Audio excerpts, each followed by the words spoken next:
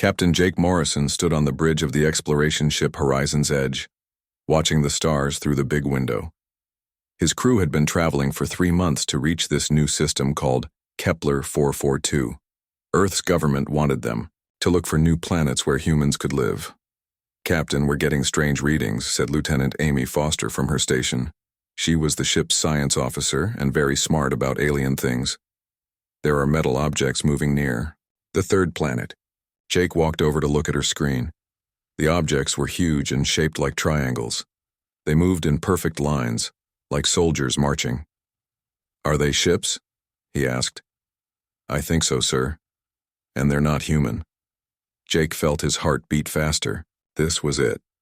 After hundreds of years of looking, humans had finally found another smart species in space. He pressed a button to talk to his crew. "This is the captain. We have found alien ships. Everyone stay calm and do your jobs." The alien ships started moving toward them. Jake could see they were beautiful but scary. They looked like they were made of red crystal that glowed in the dark. Each ship was 3 times bigger than the Horizon's Edge. "Sir, they're trying to talk to us," said Communications Officer Lisa Rodriguez. She was good with languages and computers. "It's not like any language I know, but I think they want us to stop moving." "Tell them we come in peace," Jake said. "Use the standard first contact message." Lisa typed on her computer and sent the message. They waited. The alien ships kept coming closer. Then Lisa's screen lit up with symbols and sounds. "What are they saying?" Jake asked. "I'm not sure, but they don't sound happy," Lisa said. Her face looked worried. "I think they're telling us to go away." The largest alien ship stopped right in front of them.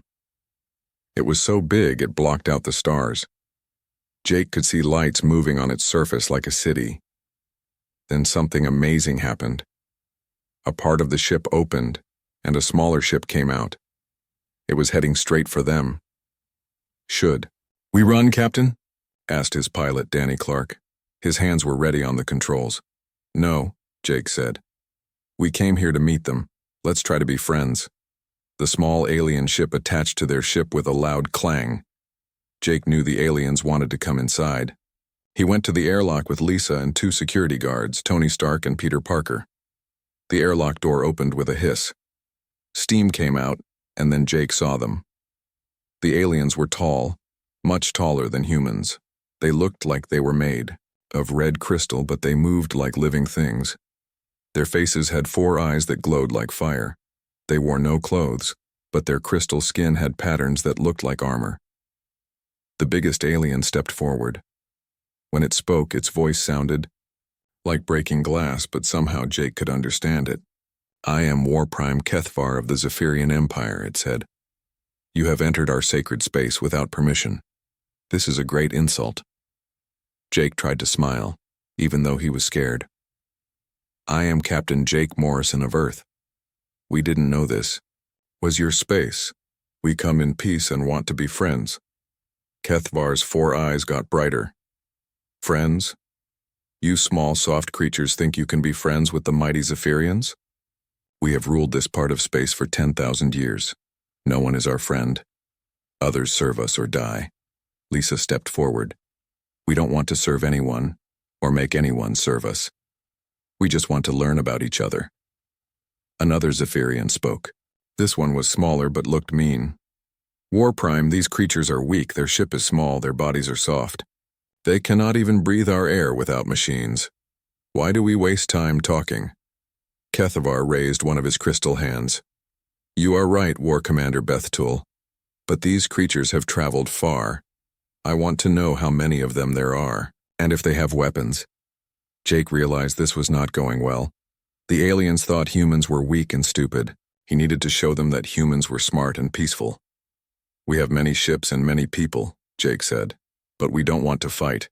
We want to trade and learn from each other." "Trade?" Kethvar laughed, and it sounded like breaking bottles. "What could you possibly have that we would want? Your technology is primitive, your ships are slow, your bodies are fragile." Before Jake could answer, alarms started ringing on his ship. Tony Stark spoke into his radio. "Captain, we have a problem. Our mining ships just landed on the 3rd moon. The aliens are really angry about something." Kethavar's eyes blazed with fury. You dare to touch the sacred moon of our ancestors? That is where the great warriors of our past sleep forever. You have awakened them with your dirty machines. The War Prime turned to his warriors. These creatures are not just weak. They are disrespectful. They soil the resting place of our heroes. This cannot be allowed. Jake tried to explain. We didn't know. We can move our ships right now. We're sorry. But it was too late. Kethavar was already walking back to his ship. War Commander Bethtul, prepare the fleet. These humans will learn what happens when they insult the Zephyrian Empire. The alien ships disappeared back into their mothership. Jake and his crew watched as the huge crystal ships turned toward the third moon, where human mining ships were working. Captain, what do we do? Lisa asked. Jake looked at the alien fleet. There were hundreds of ships, all bigger and probably stronger than anything humans had. But on that moon were 300 human miners and scientists who didn't know what was coming. We warn them, Jake said. And then we fight if we have to. The first war between humans and an alien species was about to begin. Neither side knew that this fight would change both of their peoples forever. 3 years had passed since the first shots were fired at the sacred moon. The war between humans and Zephyrians had spread across 12 star systems. Both sides had lost many ships and many people. Captain Maria Santos crouched behind a broken wall on the mining planet Haven 7. Explosions shook the ground around her as Zephyrian warriors attacked the human colony. Her uniform was torn and dirty from 6 months of fighting on this world. How many more are coming? She asked her sergeant, Danny Clark. Danny looked through, his scope at the crystal warriors marching toward them. At least 50, Captain. They have those new energy weapons. Maria pressed her radio button. All units, this is Santos. Fall back to the inner wall. Kate, are your traps ready? Kate Williams answered from the command center. She was a smart engineer who had turned the colony into a fortress. Ready, Captain. Let them get closer. The Zephyrians moved forward in perfect lines. They were brave fighters who never ran from battle. Their crystal armor could stop most human bullets, but Kate had been building surprises for them. When the aliens reached the middle of the courtyard, Kate pressed a button. The ground exploded under their feet. Hidden bombs that Kate had buried sent crystal warriors flying through the air. But more kept coming. They never give up, Danny said, shooting at a tall Zephyrian commander. Neither do we, Maria replied. Far above the planet, the space battle was just as fierce. Admiral Alex Turner commanded the human fleet from his ship, the Defender. He watched as Zephyrian crystal ships fired red beams at his vessels. Sir, we've lost the cruiser Braveheart, reported his communications officer, Steve Rogers. That makes 12 ships this month. Alex rubbed his tired eyes. He had been fighting this war for 3 years and was getting old fast. How many enemy ships did we destroy? Only 3, sir. Their shields are too strong. Alex hated this war. Every day, good people died on both sides. But the Zephyrians would not stop fighting. They said humans had insulted their ancestors and must pay with blood. On the Zephyrian flagship, War Commander Bethtul studied the battle reports. She was proud of her warriors but worried about the long war. Zephyrians were supposed to win quickly with honor. This slow fighting was not their way. War Prime Kethavar expects victory soon, said her aide, a young warrior named Veldin. The High Command grows impatient. Bethtul looked at the star maps showing human colonies. These humans are strange. They fight like cowards, hiding behind walls and traps, but they never surrender even when they should. Perhaps we should destroy one of their big colonies, Veldin suggested. Show them we are serious. Bethtul thought about this. Killing innocent people was not honorable, but this war had to end somehow. On Earth, Dr. Rachel Moore worked in a secret laboratory studying captured Zephyrian technology. She had been trying to understand their energy shields for 2 years. The aliens were much more advanced than humans in many ways. The crystals in their armor are alive, she told General Kevin Barnes during his visit. They grow and heal themselves. That's why our weapons don't work well against them. Kevin looked at the broken piece of Zephyrian armor on the table. Can we make weapons that do work? Maybe. But we need more samples. And we need to understand how they think. Rachel had been studying Zephyrian prisoners too. They were proud warriors who believed strength was the most important thing. They thought humans were weak because humans cared about things like mercy and protecting civilians. They don't understand us, Rachel explained. To them, we're just cowards who won't fight fairly. They don't see that we're trying to protect innocent people. In deep space, Captain Tony Stark piloted his stealth ship Shadow Dancer through enemy territory. His mission was dangerous but important. He needed to find out where the Zephyrians kept their main fleet. Tony had been a test pilot before the war. He liked taking risks and flying fast ships. The Shadow Dancer was invisible to most sensors, which made it perfect for spying. There, he whispered to himself, looking at his screen. Jackpot. He had found the main Zephyrian base. Hundreds of crystal ships floated around a huge space station. Tony took pictures and recorded everything he could see. This information could help Admiral Turner plan a big attack. But as he was leaving, something went wrong. A Zephyrian patrol ship spotted him. Red energy beams shot past his ship as he flew away as fast as he could. "Come on, baby," Tony said to his ship. "Don't let me down now." The Shadow Dancer's engines screamed as Tony pushed them to maximum power. The Zephyrian ship was faster, but Tony was a better pilot. He flew through an asteroid field, using the rocks to hide from the enemy's weapons. Back on Haven 7, the fighting continued. Maria Santos and her soldiers had been holding the colony for 6 months. They were tired and running low on supplies, but they would not give up. "Captain, we're getting a message from Admiral Turner," Steve Rogers reported. Maria took the radio. "This is Santos." "Maria, I have bad news." Alex's voice crackled through the static. "Long-range sensors show a big Zephyrian fleet heading your way, maybe 100 ships." Maria looked around at her tired soldiers. They had fought so hard to keep this place safe. "How long do we have?" 2 days, maybe 3. "We'll be ready," Maria said. Kate Williams heard the conversation. She started working on new defenses right away. If 100 enemy ships were coming, she would make them pay for every inch of ground. The war was getting worse. Both sides were losing too many people. Something had to change soon, or there would be nothing left of either species to fight for. The alarm bells rang through Admiral Peter Parker's flagship as his crew rushed to their stations. Something terrible was happening in the Vega system. The emergency message from the colony there had been cut short after just 3 words. "They're all dead." "Sir, we're getting the same reports from 6 other systems," said his communications officer, Susan Storm. Her face was pale as she read the messages. "No one is answering our calls." Peter had been fighting Zephyrians for 4 years. Now, he knew their tactics and their weapons, but this was different. "Show me the long-range sensors." The main screen lit up with a map of nearby space. Red dots showed where human colonies had gone silent. But there were also purple dots, where Zephyrian worlds had stopped talking too. "Whatever is doing this, it's killing both our people and theirs," Peter said quietly.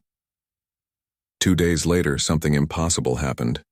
A Zephyrian ship appeared near Peter's fleet. But it wasn't attacking. Instead, it sent a message asking to talk. "This has to be a trap," said Captain Bruce Wayne, who commanded one of Peter's escort ships. "Maybe," Peter said, "but let's hear what they have to say." The Zephyrian war prime Kethvar appeared on the screen. He looked older and more tired than when the war began. His crystal armor was cracked and one of his 4 eyes was dark.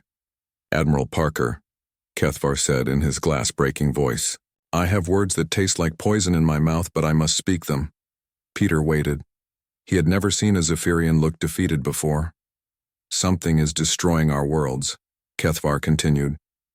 "The same thing that destroys yours. They are not alive, but they are not just machines either. They eat entire planets and turn everything into more of themselves."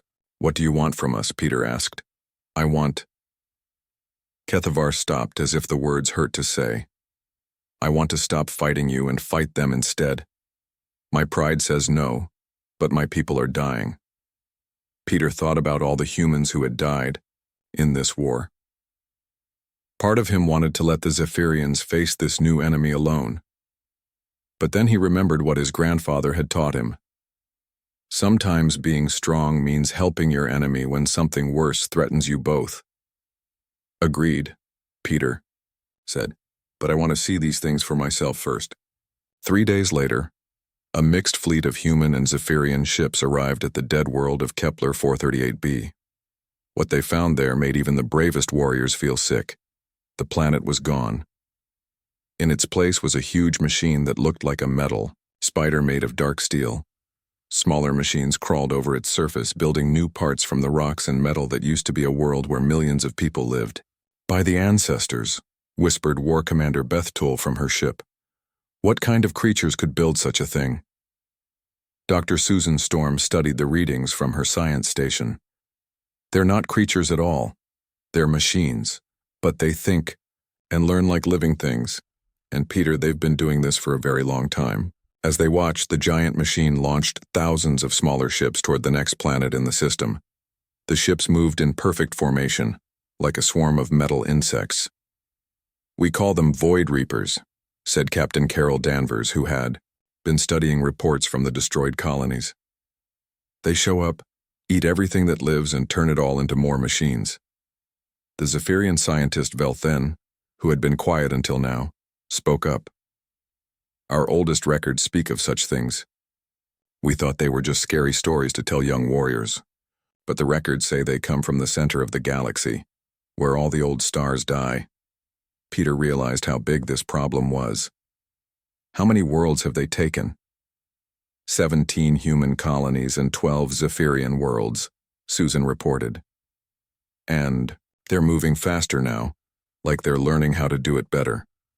That night, human and Zephyrian officers sat together for the first time since the war began. It felt strange to see crystal warriors and human soldiers eating at the same table. Your people fight differently than we expected, Bethtul said to Captain Bruce Wayne. We thought you were cowards because you used tricks and traps. But I have seen you fight these machines. You are not cowards. Bruce smiled sadly. We fight the way we have to. Not for glory, but to protect people who can't protect themselves. This is hard for us to understand, admitted Velthen. Zephyrians have always believed that the strong should rule the weak. But these machines care nothing for strength or weakness. They just consume everything. Dr. Rachel Moore had been working with Velthen to study captured Reaper technology. The good news is they can be destroyed. The bad news is they learn from every battle. Each time we fight them, they get harder to kill. Then we must hit them hard and fast, before they learn too much, said War Prime Kethvar, the first joint. Battle happened at Epsilon Eridani, where a Reaper fleet was attacking a human research station. Admiral Peter Parker and Fleet Commander Morgeth worked together to plan the attack. Your ships are fast and sneaky, Morgeth observed. Ours are strong and have powerful weapons. Together we might actually win this. The battle was unlike anything either species had ever seen. The Void Reapers fought with cold intelligence, never making mistakes but also never showing creativity. The human ships darted around them like angry bees while the Zephyrian dreadnoughts hammered them with crystal fire. When the smoke cleared, they had won. But the victory felt hollow. They had destroyed 50 Reaper ships, but intelligence reports showed thousands more were coming from the Galactic core. This is just the beginning, Peter told his mixed crew of humans and Zephyrians. But at least now we're fighting together instead of against each other. Kethvar looked at the stars where more Reaper fleets were heading. Perhaps the ancestors brought you to us for this reason, to teach us that some fights are bigger than pride or honor. The alarms were screaming across every ship in the joint fleet as Admiral Clark Kent watched the worst thing he had ever seen. The Void Reapers had found the Zephyrian homeworld of Zethkalar, and they were bringing something new with them. What is that thing? Asked Captain Barry Allen from his fast attack ship Lightning. Dr. Wanda Maximoff studied her sensors from the science vessel Discovery. It's a planet killer, a machine designed to crack open worlds and eat them from the inside out. The massive Reaper weapon was the size of a small moon. It moved slowly towards Zethkalar while thousands of smaller Reaper ships protected it. On the planet below, 12 billion Zephyrians waited for death or rescue. War Prime Kethvar's voice came over the radio, but it was different now. The proud warrior sounded broken. Admiral Kent, my people, there are too many children down there. Too many who have never held a weapon. Clark felt his heart break. 6 months ago, he had been trying to kill Zephyrians. Now he was about to risk everything to save them. All ships, this is Admiral Kent, he announced to the combined human and Zephyrian fleet. We're going to stop that weapon. I don't care how many Reapers are protecting it. Captain Natasha Romanov spoke from her stealth ship Shadow Strike. Sir, I've been studying their formation. The planet killer has a weak spot, but someone has to get very close to hit it. How close? Clark asked. Close enough to ram it. The bridge went quiet. Everyone knew what that meant. Whoever attacked the weapon would not be coming home. I'll do it, said Barry Allen immediately. The Lightning is the fastest ship we have. I can get there before they stop me. Barry, no. Clark said, there has to be another way. Admiral, with respect, there isn't time to find another way. Barry's voice was calm and sure. Besides, someone told me once that being a hero means doing the right thing even when it costs everything. War Commander Beth Toole, who was listening from her crystal ship, spoke up. Human Barry Allen, this is not your world. These are not your people. Why would you die for us? Barry was quiet for a moment. Then he said, because they're children down there. Human, Zephyrian, it doesn't matter. Children should get to grow up. The Zephyrian warriors in the fleet had never heard anything like this. In their culture, you fought for your own people, your own honor. But this human was willing to die for alien children he had never met. Lightning, you are cleared for attack run, Clark said, his voice heavy with sadness. Barry's ship shot forward like a bullet. The Reapers tried to stop him, but the Lightning was too fast and Barry was too good a pilot. He dodged through laser beams and missile explosions, getting closer and closer to the planet killer. Tell my sister I love her, Barry said over the radio. And tell the Zephyrian children that humans think they deserve to live. The Lightning hit the planet killer's core at full speed. The explosion lit up space like a new star. When the light faded, both ships were gone. But the planet killer was broken into 1,000,000 pieces. On Zethkalar, 12 billion Zephyrians looked up at the sky and saw their world was saved.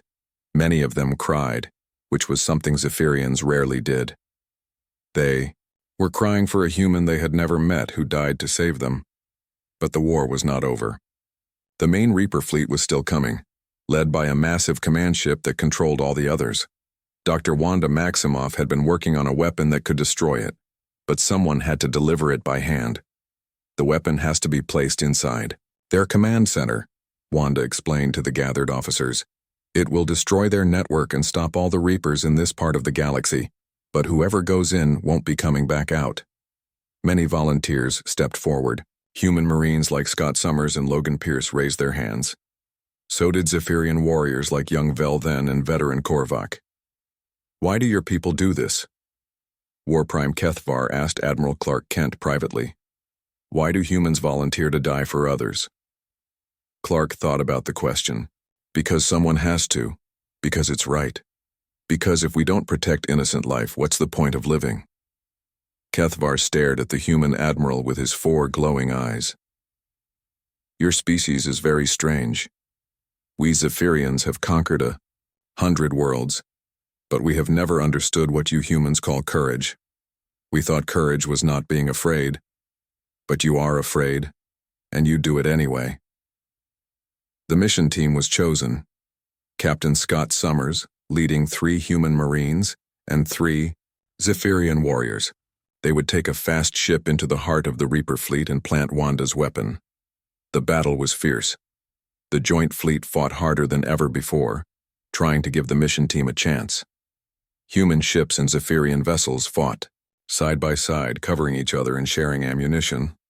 Scott's team made it to the command ship, but the mission went wrong. The Reapers were waiting for them. In the fight that followed, 2 Marines and 2 Zephyrian warriors died protecting Scott as he planted the weapon. Scott, get out of there, Clark shouted over the radio. Negative, sir, Scott replied. Someone has to trigger it manually. Take care of my family. The weapon exploded, sending waves of energy through space. Every Reaper ship in the fleet suddenly stopped moving. Their lights went out, and they began drifting like dead metal. The Void Reapers were defeated, but the cost had been terrible. Heroes from both species had died to save everyone else. At the memorial service on Zethkalar, something amazing happened. War Prime Kethavar, the proud leader who had started a war over wounded pride, knelt down in front of the human graves. "I do not understand your people," he said to the watching crowd of humans and Zephyrians. "But I know they are better than us." 5 years had passed since the last Void Reaper fell silent.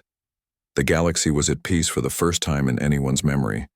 On the rebuilt world of New Terra, beings from dozens of different species gathered for the most important ceremony in galactic history. Ambassador Diana Prince stood on the platform looking out at the crowd. Humans sat next to Zephyrians. Blue-skinned Altarians talked quietly with green Centaurians. Even the mysterious shadows, who rarely left their dark worlds, had sent representatives. But everyone was here to see one thing. War Prime Kethvar, now calling himself Peace Prime, walked slowly to the center of the platform. The once proud warrior who had declared war on humanity now looked very different. His crystal armor was polished bright, but it was covered with new symbols that meant peace instead of war. "People of the galaxy," Kethvar said, his voice carrying to every corner of the great plaza, "I stand before you to speak truth that burns my throat like acid, but truth that must be spoken." The crowd grew quiet. Even the children stopped playing to listen. 10 years ago, the Zephyrian Empire was the strongest force in known space. We had conquered 100 worlds. We believed that might made right, that the strong should rule the weak. We were proud and sure of ourselves. Kethvar paused, looking at the human section of the crowd. Then we met the humans. Small, soft creatures from a small blue world. We thought they would be easy to defeat. We thought they were cowards because they did not fight the way we did. We were wrong about everything. An old Zephyrian warrior named Morgeth stood up in the crowd. "Tell them about the sacred moon, Peace Prime. Tell them how it started." Kethavar nodded. "Yes, the humans landed on our sacred moon by accident. They did not know it was holy to us. When we told them to leave, they said they were sorry and offered to go immediately. But we were too proud to accept their apology. We chose war instead of understanding." A human child in the crowd raised her hand. "Why did you choose war?" Kethavar looked at the little girl with his 4 glowing eyes. "Because we thought being strong meant never backing down. We thought being powerful meant making others fear you. The humans taught us we were wrong." Captain Carol Danvers, now an admiral, stood up to speak. "Tell them about the Void Reapers, Peace Prime. Tell them what your people learned." "Ah, yes, the great lesson." Kethavar's voice grew sad but also proud. "When the machine destroyers came, when the Void Reapers threatened to eat all life in the galaxy, we expected the humans to leave us to die. We had been enemies for years. We had killed many of their people." The crowd leaned forward to hear better. "But they did not abandon us.